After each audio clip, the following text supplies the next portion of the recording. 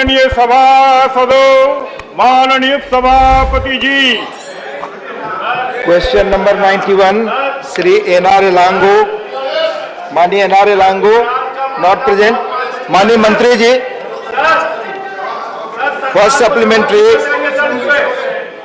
माननीय John Brittas, first supplementary on this question number 91। Please, you have put your first supplementary. You put your question will go only on record. Mr. John Britas, you have given your name. Your question will go on record. Please put the question. कोई और बात record पे नहीं जा रही है। जो माननीय सदस्य बेल में है, मेरा आग्रह अपनी सीट पर जाए please.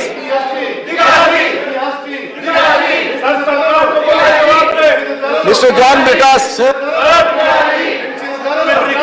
Yes, Mr. John Britas. Mr. John Britas, question. See, it is working. Sir, the question, the answer the government has given is with regard to the promotion of organic manure. But since there is a big issue of price rise, will that help the people? Hasn't the government take more formidable steps? Your question of fertilizer. Yeah, because sir, that deals with the poverty also. That deals with the poverty price rise also. So I am asking, has the government got a concrete plan to ensure that the price rise is brought down? On fertilizer, please. Price rise is brought down. Please. माननीय मंत्री जी, Price rise. not on price rise. Question is on fertilizer.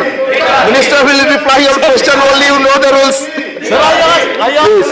सभापति महोदय, माननीय सदस्य का already हमने जवाब दे चुका है कि प्राइस राइज की बात कर रही है। भारत सरकार अंतर्राष्ट्रीय तौर पर प्राइस राइज होने के बावजूद भी माननीय प्रधानमंत्री जी भारत के किसानों के लिए किसी भी कीमत पर प्राइस नहीं बढ़ाना है तो भारत सरकार सब्सिडी बढ़ा दी है, लेकिन भारत के किसानों को वही प्राइस पर सब्सिडी फर्टिलाइजर देने का काम कर रहे हैं। सभापति महोदय, थैंक यू। माननीय हरनाथ सिंह यादव, माननीय हरनाथ सिंह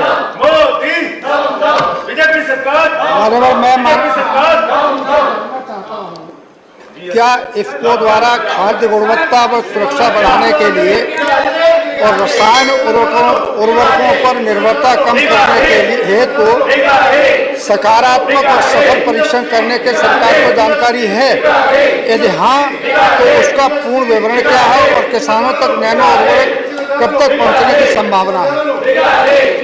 सभापति महोदय, इफ्को नहीं, सारे कंपनियों का गुणवत्ता का परीक्षा समय समय पर होते जाते रहते और माननीय सदस्य ने नैनो यूरिया के बारे में कहा है। ऑलरेडी इफ्को ने एक प्लांट से नैनो यूरिया का सप्लाई किसानों को दे रही है और आने वाला 2-3 साल के अंदर करीब 5 से 6 नैनो यूरिया प्लांट लगने जा रहा है। कम से कम 6 लाख से ज़्यादा हर महीने के लिए उनको उपलब्ध कराया जाएगा। Thank you. माननीय वीरेंद्र प्रसाद वैश्य जी।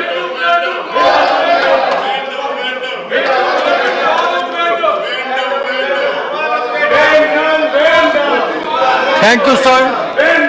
It is a very good question, sir. Organic fertilizer, organic cultivation is the call of the hour. I want to know from the Honorable Minister, it is known to everybody, Honorable Prime Minister has given priority for organic cultivation in the Assam and Northeastern region. In Northeastern region, in Assam, there is a fertilizer company, Brahmaputra Valley Fertilizer Corporation. Thank you very much. This is the only fertilizer corporation of the entire Northeastern region, including the Eastern India. I want to know from Honorable Minister, is your ministry seriously thinking to establish your question, please. organic plant in Namru? Please be brief. Be brief. सभापति महोदय, भारत सरकार already organic को बढ़ावा देने के लिए परंपरागत कृषि विकास योजना के तहत, भारतीय प्राकृतिक कृषि पद्धति के तहत और national mission on natural farming के तहत और नमामि गंगे प्रोग्राम के तहत और मिशन ऑर्गेनिक वैल्यू चेन के तहत सारे नॉर्थ ईस्ट के लिए भी विशेष योजना के तहत वहाँ पर बढ़ावा देने का भारत सरकार ने कर रहा है। उसी के माध्यम से आसाम में भी उसका लाभ मिल पाएगा।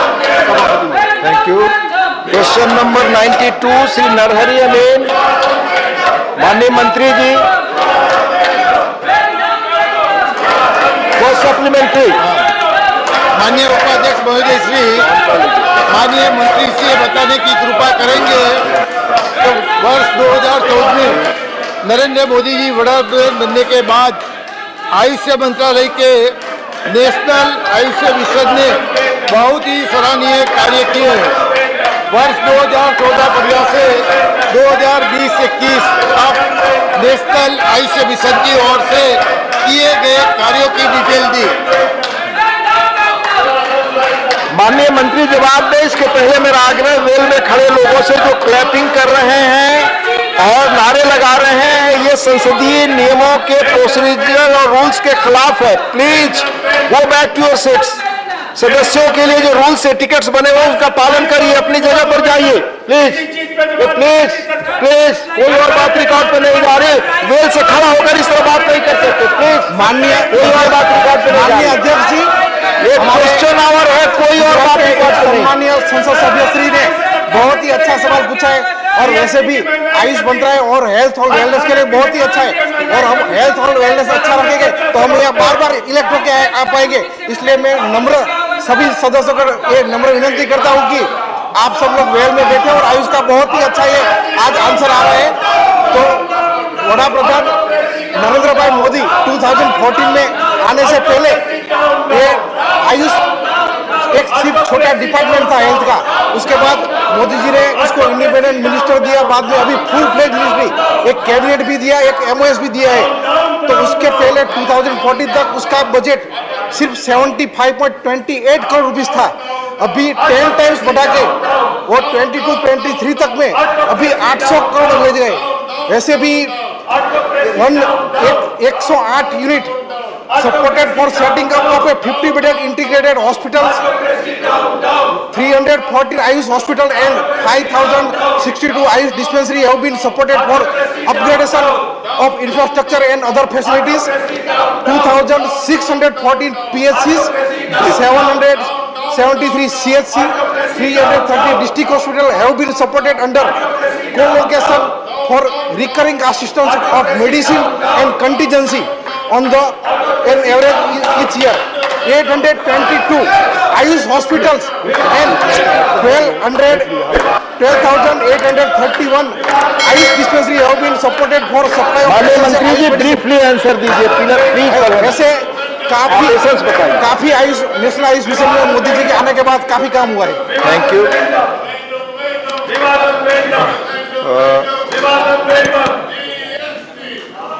रामीला ben Bara, Ramila second supplementary. Ramila ben ji please अभी सेकंड सप्लीमेंट्री। माननीय उपाध्यक्ष महोदय जी, माननीय वड़ा प्रधान श्री नरेंद्र भाई मोदी जी के 8 साल के शासन में नेशनल आयुष मिशन की उपलब्धियां क्या है? माननीय अध्यक्ष जी, हमारे सम्मानीय सांसद जी वैसे भी गांव ग्राम के लोगों में बहुत ही इंटरेस्ट रखते हैं और उसके हेल्थ और कैसे अच्छा रहे।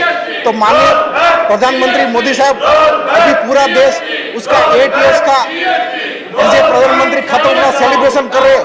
तो पहले टोटल आयुष मिनिस्ट्री का बजट 691 करोड़ था 2014 तक में, अभी 3050 करोड़ 2022-23 में कर लिया। उसमें भी मैंने अभी नेशनल आयुष मिशन की एक्टिविटी अगले सप्लीमेंट्री में डिस्कस की। फिर भी हमारा integration of Ayush service in Ayushman Bharat through 12,500 Ayush health and wellness centre के द्वारा हम ट्रीटमेंट लोगों को दे रहे हैं। और अभी इंश्योरेंस कवरेज भी हमने इंडिया के थ्रू 27 इंश्योरेंस कंपनी को 140 प्रोडक्ट्स के बारे में भी इंश्योरेंस दे रहे हैं। और अभी योगा के बारे में बताए तो अभी इंटरनेशनल डे ऑफ योगा गया। वैसे काफी हमारे वहाँ ये काम कर रहे हैं। NMP भी हमारा नेशनल मेडिसिनल प्लांट बोर्ड भी फार्मर के लिए बहुत ही अच्छा काम करे। एजुकेशन में भी हमने UG और PG में दोनों में UG में 74% सीट बढ़ाए, PG में 41% सीट बढ़ाए और नीट और AIAPEGT वो दोनों कर दिया। और national commission of Indian system of medicine और NCH दोनों को भी हमने किया। वैसे भी हमारा मोदी जी आने के बाद हमारा एक्सपोर्ट $18.1 बिलियन हो गया है। और माननीय मंत्री जी संक्षेप में उत्तर दें। आयुष इंडस्ट्री 70% की ग्रोथ से बढ़ रही है। और अभी कंट्री एक्सपोर्ट ग्रोथ भी हमारा 5.9% हो गया है। वो पहले 2014 में $1.09 बिलियन था, अभी बढ़ के 2020 में $1.54 बिलियन हो गया। Thank you. माननीय सदस्यगण जो वेल में खड़े हैं, फिर मैं आग्रह कर रहा हूं कि अपनी सीट पर जाए, चेयर को बाध्य न करें, चेयर को एक्शन लेने के लिए बाध्य न करें। Please go back to your seats. Ramila ben Bara. धन्यवाद माननीय अध्यक्ष श्री। NM के तहत 2014 से 2022 तक अस्पताल औषध आयुष दवाओं की आपूर्ति के लिए विभिन्न राज्य संघ और क्षेत्रों को कुल 1,014.38 करोड़ रुपए दिए गए।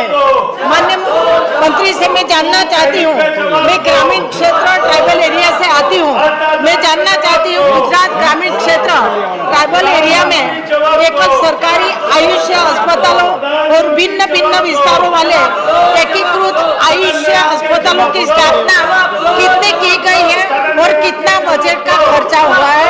धन्यवाद। Thank you. माननीय अध्यक्ष जी, हमारी बहन जी रमीला बेन ने बहुत ही अच्छा सवाल पूछा है ट्राइबल लोगों के लिए।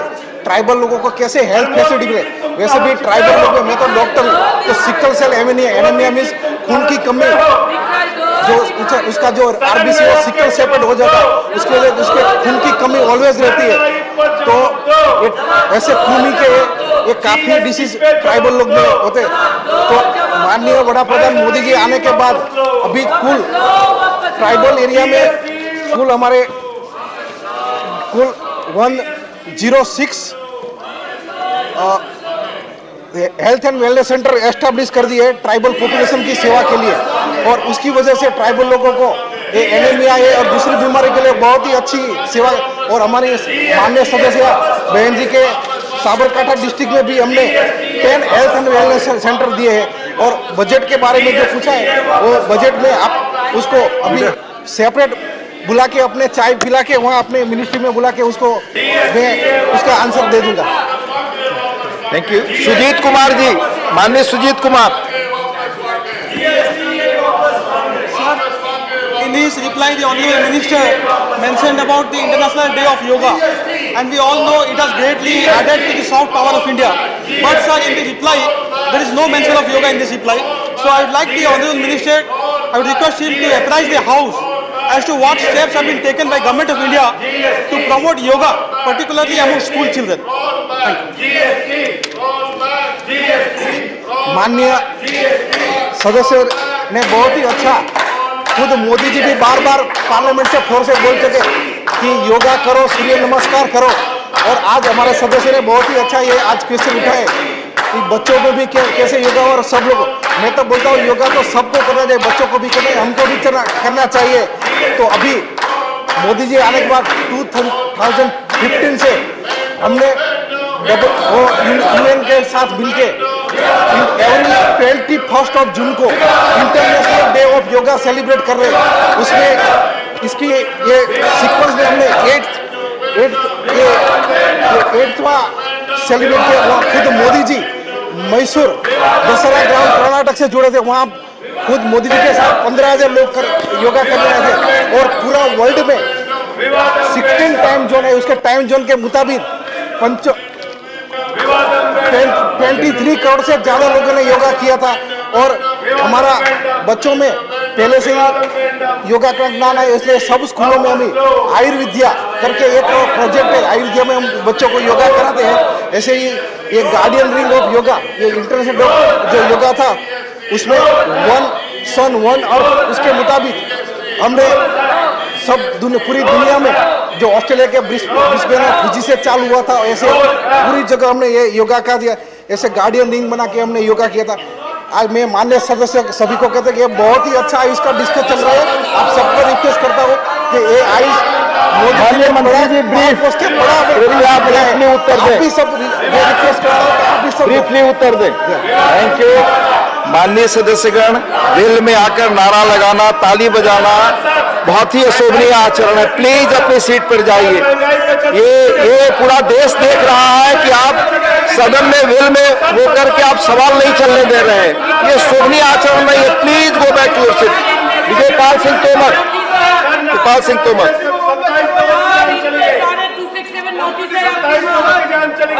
तो 800 प्रधानमंत्री जन औषधि केंद्रों से सस्ती दवाएं उपलब्ध हो रही हैं। माननीय मंत्री जी से मैं आपके माध्यम से माननीय मंत्री जी से जानना चाहता हूं कि जो 8,000 से अधिक जन औषधि केंद्र काम कर रहे हैं उन पर क्या और ये आयुष वाली दवाएं भी उपलब्ध कराने का काम करेंगे? हमारे माननीय अध्यक्ष जी, हमारे माननीय संसद महोदय ने बहुत ही अच्छा कि पेशेंट को कैसे सस्ती मेडिसिन और कॉस्ट इफेक्टिव और अच्छी क्वालिटी की मेडिसिन बढ़े, उसमें जन औषधि केंद्र का जिक्र किया है। तो जन औषधि केंद्र को पूरे देश में मोदी जी की दवा की दुकान ऐसा शब्द बोलते हैं, क्योंकि जो मेडिसिन हार्ट की, डायबिटीज के, कैंसर की, वो 4,000-5,000 रुपया हर महीने होता है। वही मेडिसिन गिने चुने रुपीस में जन औषधि केंद्र में अच्छी क्वालिटी की मेडिसिन है। उसमें हमने आयुष की भी मेडिसिन जन औषधि केंद्र में उपलब्ध है, ऐसा आपको। Thank you.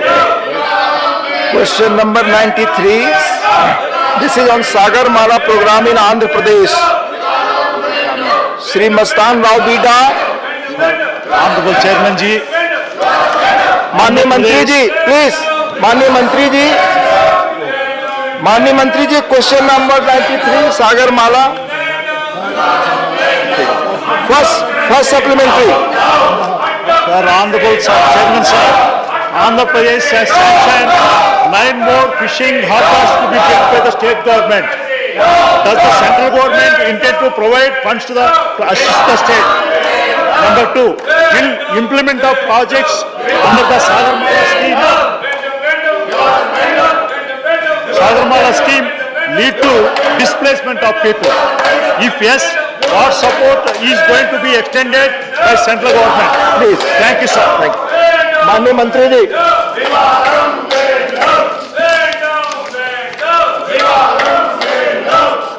माननीय मंत्री जी कृपया माननीय सदस्य का जवाब दें। Honorable Chairman sir, a very good question asking by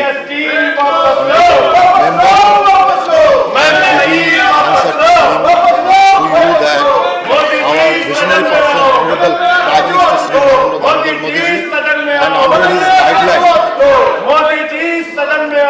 our ministry has taken a very initiative for the development of the coastal area, and I think Andhra Pradesh is one of the most important part of that for the development in the coastal area, and under the PM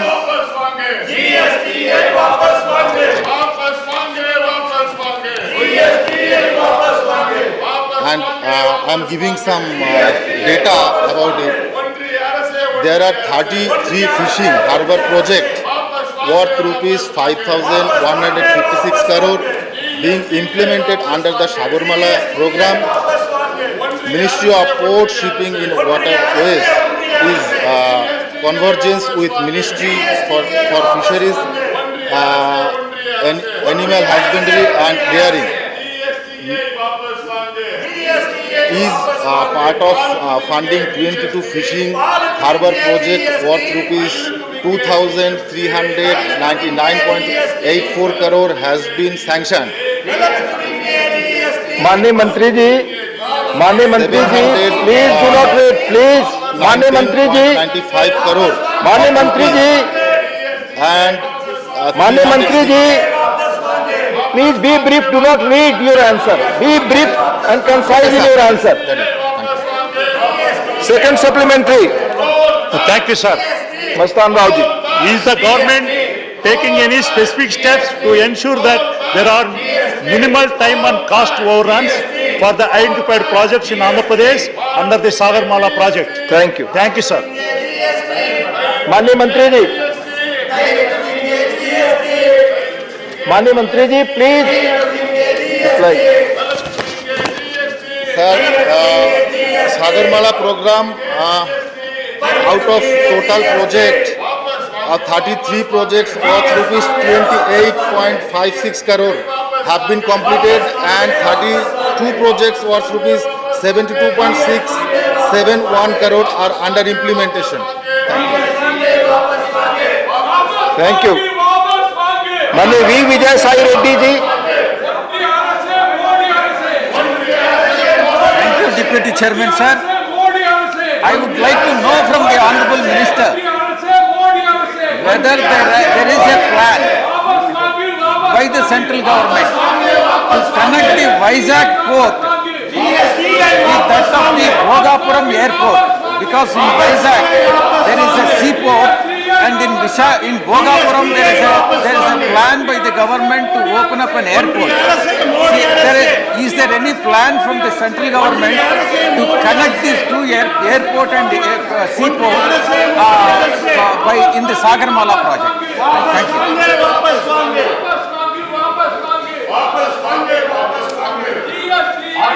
A very good question asking by honorable member. We don't have this type of data right now. It will be on exam and giving the very soon this answer to the honorable member. Mr. G.K. Vasan, question relates to Sagarmala program in Andhra Pradesh. Minister, waterways are economical and eco-friendly. 14,000 kilometers of navigable waterways are in the country. I would like to know from the respected minister, This question relates what to is the Andhra Pradesh. development program for the waterways? Respected Vice Chairman, sir, thankful to Honorable MP Basanji. This is a very relevant question. As you know, under the dynamic leadership of Honorable Prime Minister Narendra Modi ji, the Ministry of Ports, Shipping and Waterways, now with the support of the people of the country, we are putting our best possible effort to develop the infrastructure and also improve the facility so that in both the sector, coastal shipping as well as inland waterways, the facility can be developed and the user can have access to those facilities for the betterment, for the growth of the national economy. So in this regard, we have already identified 111 national waterways, and for your information, you will be happy to know in the recent past, we have started our cargo vessel movement from Patna to Pandu, Guwahati, from National Waterways 1 and to National Waterways 2 through Bangladesh Protocol route. So this is happening only because of Honorable Prime Minister's inspiration and dynamic initiative. Thank you. Thank you. Mr. GVL Narsingh Rao.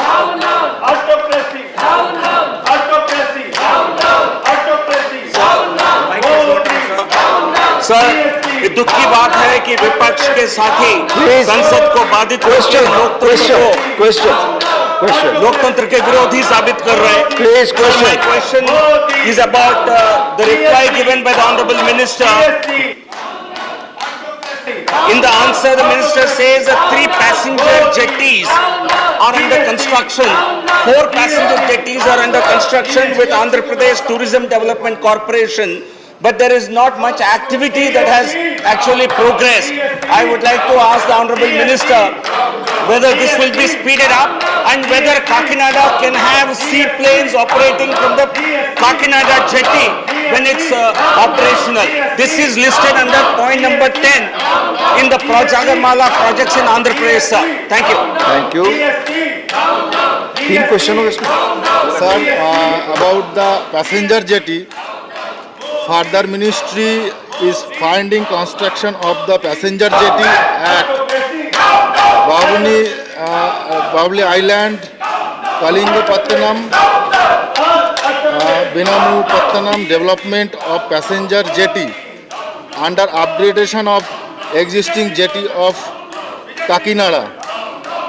And another what question asking by member that is in under exam, that is not we don't have that information about right now in the ministry, so we will give the answer very soon to him. Thank you. Question number 94, Shri Brijlal, माननीय ब्रिजलाल जी, माननीय ब्रिजलाल जी not present, माननीय मंत्री जी, माननीय सुशील कुमार मोदी. चौथी महोदय, मैं माननीय मंत्री से जानना चाहता हूं कि पिछले दिनों पल्सेस पर, चावल पर, दही पर, लस्सी पर जो 5% का जीएसटी लगाया गया, तो ये लगाने वाली जो जीएसटी काउंसिल है और जो ग्रुप ऑफ मिनिस्टर्स हैं, उसमें क्या दिल्ली के जहां आम आदमी पार्टी की सरकार है उसके वित्त मंत्री मौजूद थे कि नहीं थे? राजस्थान जहां कांग्रेस की सरकार और बंगाल जहां टीएमसी की सरकार है, उनके वित्त मंत्री वहां मौजूद थे कि मौजूद नहीं थे?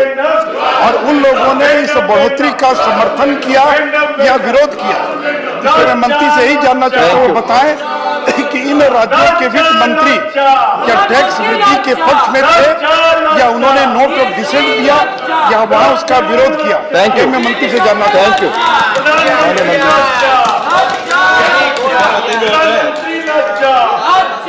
GST 2017 जब से बना है, कहीं ना कहीं जीएसटी काउंसिल स्वतंत्र रूप से अपना निर्णय लेती है, स्वतंत्र रूप से अपना निर्णय लेती है. और माननीय सदस्य जी ने जो बात पूछा है, ये सही है कि लखनऊ के जीएसटी काउंसिल की बैठक में 45वीं परिषद की बैठक में स्पष्टीकरण पर मंत्रियों का एक समूह जीएम बनाया गया था. इस समूह के सदस्य इस प्रकार थे: कर्नाटका के मुख्यमंत्री बसवराव बोम्मई, तारकिशोर प्रसाद जी उप मंत्री बिहार, मोविन गोडिहोन जी परिवहन और पंचायती राज मंत्री गोवा, श्री के.एन. बाला गोपाल वित्त मंत्री केरल, श्री शांति धारीवाल स्थानीय निकाय और शहरी विकास मंत्री राजस्थान, श्री सुरेश खन्ना जी वित्त मंत्री संसदीय कार्य मंत्री उत्तर प्रदेश, श्री चंद्रिका भट्टाचार्य अमित मित्रा वित्त मंत्री पश्चिम बंगाल, जो 22 नवंबर 21 को श्रीमती चंद्रिका भट्टाचार्य शहरी विकास और म्यूनिसिपल कॉर्पोरेशन मंत्री द्वारा प्रस्तावित किया गया. इस तरह स्पष्ट होता है कि रेजोल्यूशन में केरल के भी लोग थे, बंगाल के भी लोग थे, राजस्थान के भी लोग थे, और जीएम अपने सर्वसम्मति से निर्णय लेता है. इन सबके स्वीकृति के आधार पर ही जीएम ने अपना निर्णय काउंसिल ने निर्णय लिया. Doctor Ashok Vajpayee. Sushil ji, please please. माननीय सदस्यगण, अशोक वाजपेयी जी सवाल पूछ रहे हैं. जो लोग सवाल पूछना चाहते हैं, मेरा आग्रह है पहले तो अपनी सीट पर बैठें. प्लीज प्लीज सीट पर बैठें.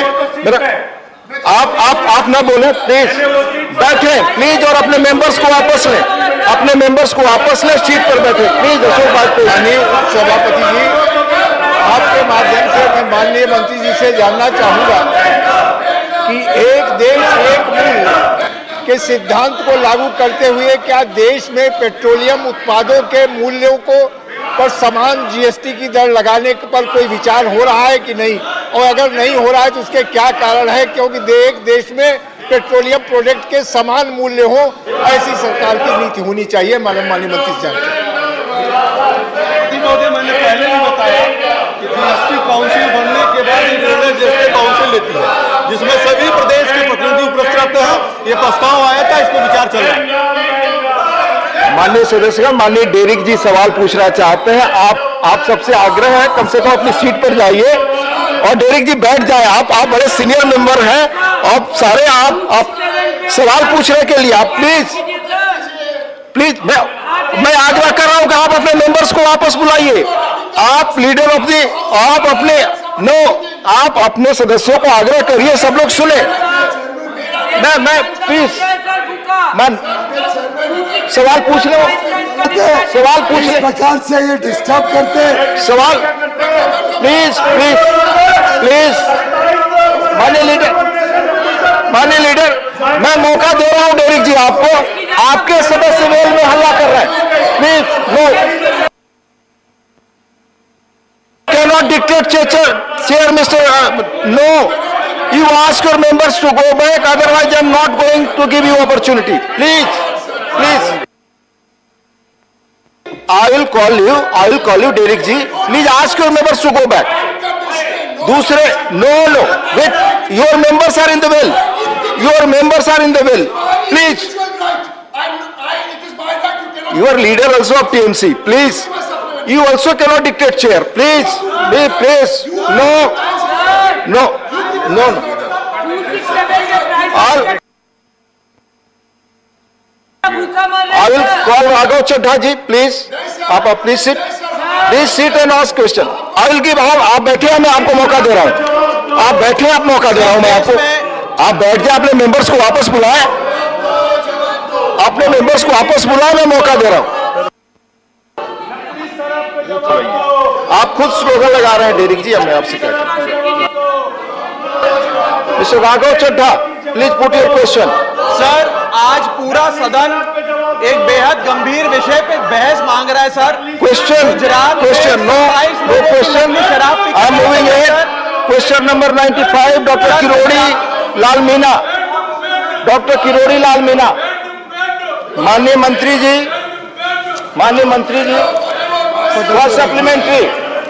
First supplementary. eradicating hunger, poverty and malnutrition तथा एनवायरमेंटल सस्टेनेबिलिटी हेतु राजस्थान में CSR में कितनी राशि कब उपलब्ध कराई गई?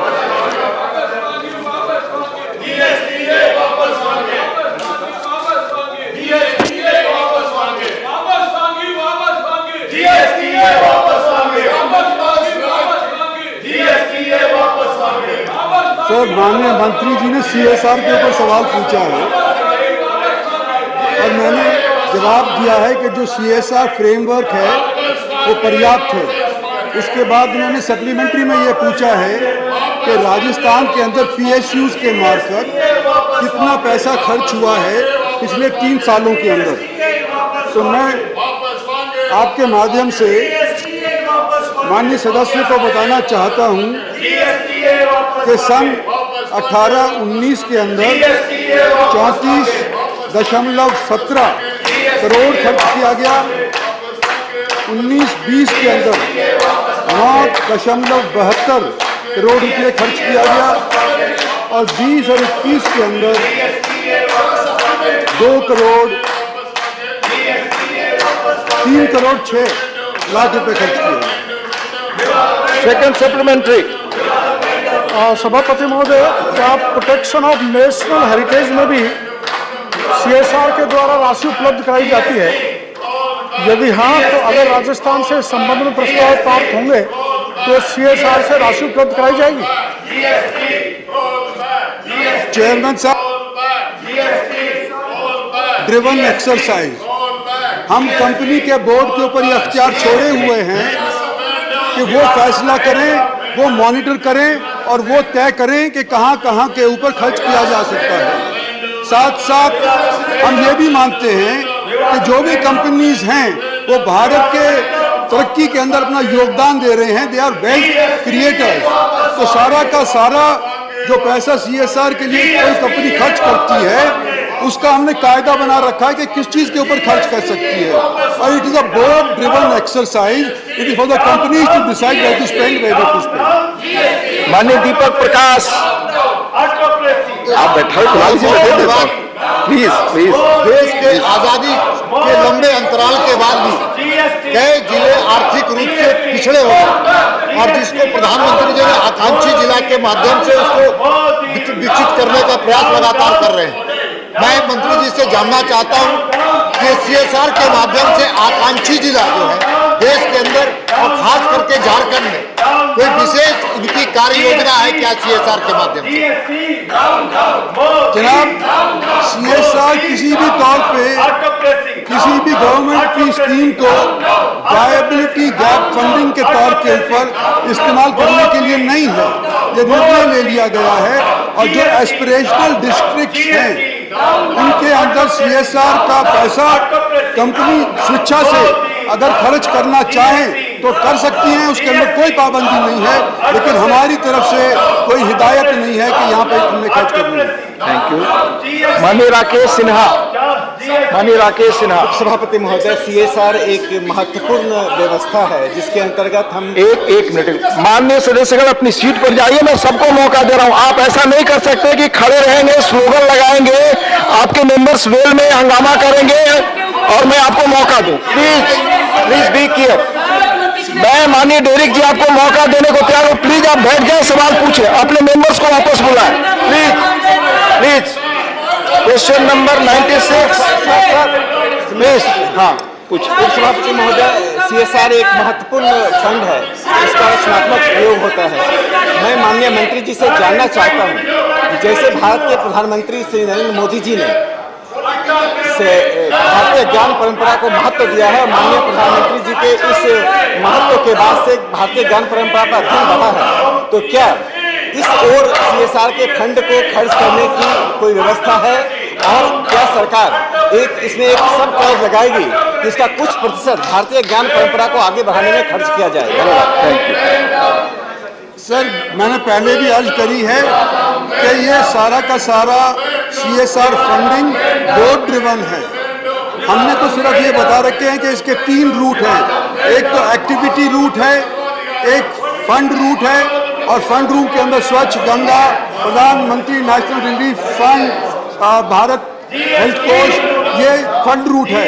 और इसके अलावा तीसरा रूट ये है कि जहाँ पर कोई वैज्ञानिक कोई विशेष तौर के ऊपर कोई रिसर्च करना चाह रहे हैं उसको भी फंड कर सकते हैं, लेकिन प्रधानमंत्री के कोष के अंदर पैसा जब जाता है तब बाकी और जगहों के ऊपर ये पैसा खर्च करना 6 महीने के भीतर कंपनी खत्म नहीं करती है, तो 6 महीने के उपरांत उसको prime minister national relief fund के अंदर और PM केयर्स के अंदर फंड को दिया जाता है। Thank you. Question number 96 Shri Santosh Kumar P. Santosh, माननीय मंत्री ji, question number 96, question number 96 sir 96 माननीय first supplementary. Santosh ji, first supplementary. Please put the house in order. What is the point in asking a question if the house is not in order? You please put your question which you have given efforts to control fraudulent cell companies. You first put your I request you supplementary. to put the house in order first, sir. I request you to put the house in order first. I am requesting, I have already requested all of the members. You follow the rules, go back to your seats. This is duty of all of you. आप सबको करना है। आप पूछे first. Please ask your first question. I am not engaging in debate. Put your question. I think you are not interested in asking question, Mr. Santosh Kumar. Please. I am moving to other supplementary. Question number 96. Supplementary. Supplementary. 9 question. 98, they are the same question. Jawahar Sarkar जी 97. माननीय मंत्री जी,